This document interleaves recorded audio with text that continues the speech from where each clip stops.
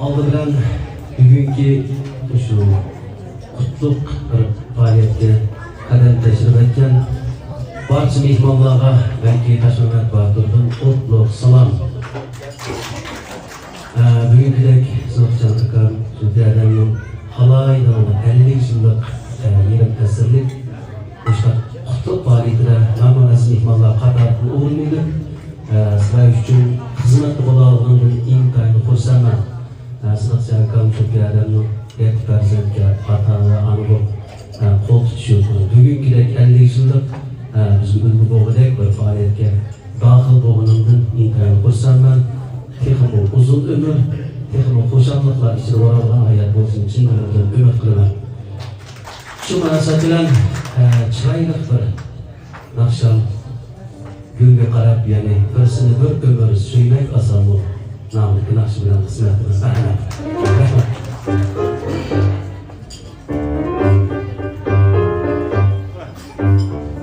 Gullarning hammasi rangdor chiroyli,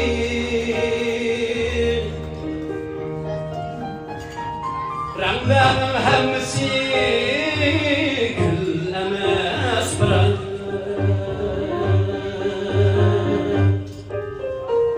gullarning hammasi rangdor chiroyli,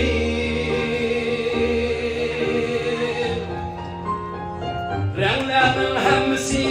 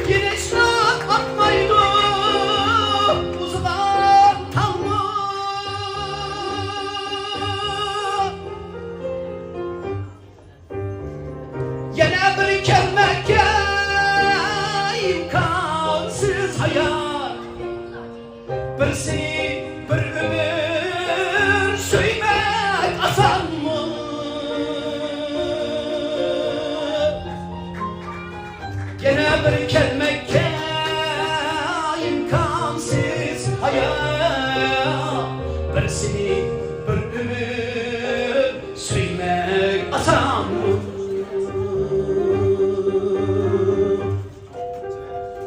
Yine bir kelmekке imkansız hayat, bir seni bir ömür suymak asan mı?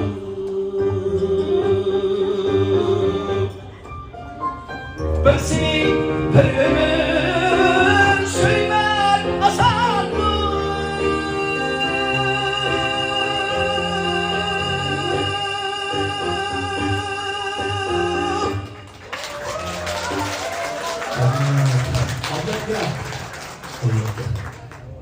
Bu şarkının sözünü izleyen Abdülkadir Abdülkadir